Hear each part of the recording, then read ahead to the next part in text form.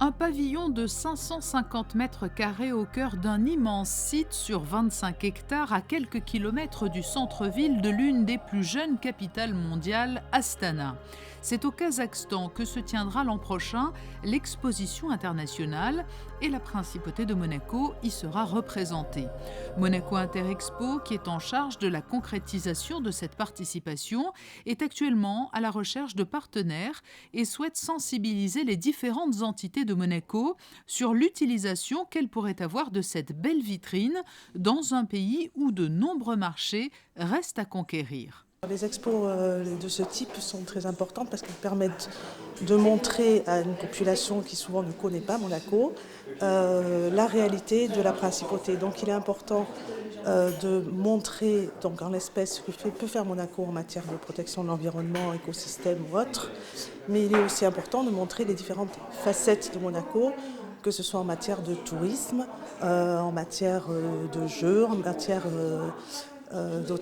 hôtellerie, accueil, etc. Donc c'est très important de pouvoir fédérer les personnes, également en termes économiques, de fédérer ces personnes autour de ce projet pour pouvoir vraiment montrer une principauté unie et active et dynamique. Plus de 5 millions de visiteurs sont attendus sur les 3 mois que durera cette exposition de juin à septembre 2017.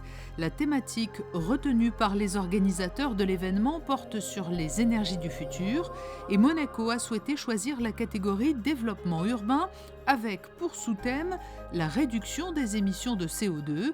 À la différence des expositions universelles comme celle de Milan dernièrement, pour les expositions internationales, les pays participants ne réalisent pas la construction et ne décident pas de l'esthétique extérieure de leur pavillon.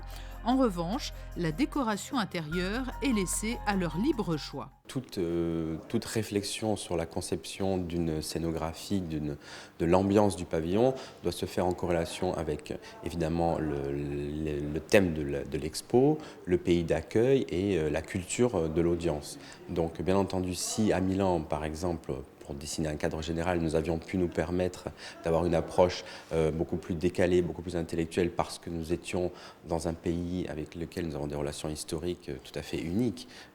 Les relations avec l'Italie n'ont pas de comparaison avec celles que nous pouvons avoir avec d'autres pays. Le Kazakhstan, c'est une autre audience, c'est un autre pays, c'est un pays qui est jeune, qui est indépendant depuis 1991. La capitale qui accueille l'expo a été inaugurée en 1998, donc il va falloir adapter notre discours à une audience qui ne connaît pas Monaco, ou en tout cas qui en a une image tout à fait différente que celle que peuvent en avoir les Italiens.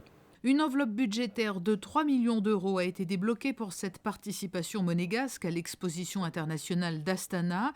75 pays ont d'ores et déjà annoncé leur participation.